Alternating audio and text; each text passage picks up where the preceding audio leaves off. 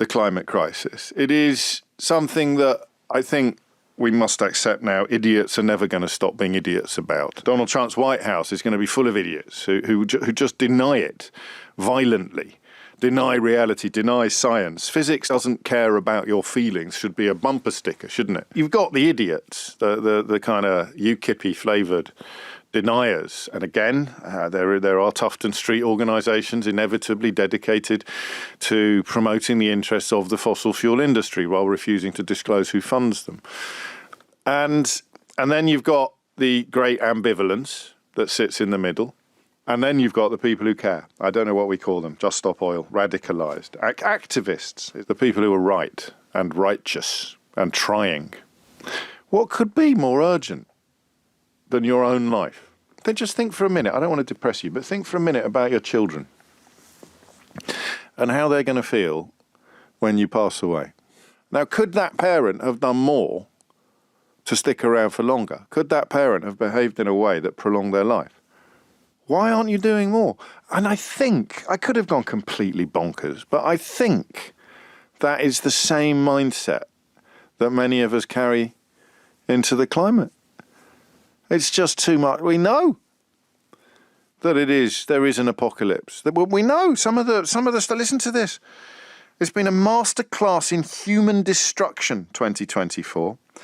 That's the United Nations Secretary General reflecting on extreme weather and record temperatures. Listen to this. Families running for their lives before the next hurricane strikes, workers and pilgrims collapsing in insufferable heat, floods tearing through communities and tearing down infrastructure, children going to bed hungry as droughts ravage crops.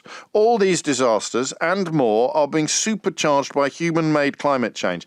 But it's not fiction, it's not a film, it's not an advertising campaign, it's the bloody news. It's the news this year. And the COP29 is in Baku in Azerbaijan, and the first thing the president of Azerbaijan did was stand up and describe his own oil reserves as a gift from God, telling Western countries or other countries to keep their beak out and let him do what he wants with it. He's the bloody host. We are absolutely screwed. We are absolutely... Do you know, there's about 2 or 3 days in the year when I really want to swear on the radio because my vocabulary, although it's good, doesn't quite contain the words that carry the oomph that some swear words still carry, even in this age of profanity. We are absolutely, aren't we? This year will raise the bar once again. The world is on track to set another new record for global carbon emissions. This is based on data that was released at the COP29 climate conference in Azerbaijan yesterday.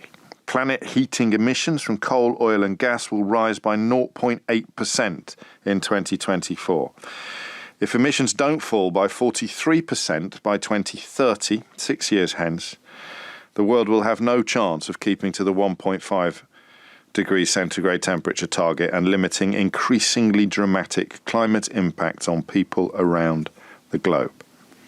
And yet even now you're feeling a touch of the great ambivalence, aren't you? Just a little bit of, well, you know, I know he's right, but I might stick some music on. Oh, I know he's right, but, you know. And if you can do it with your own children and your own life, you can do it with the planet.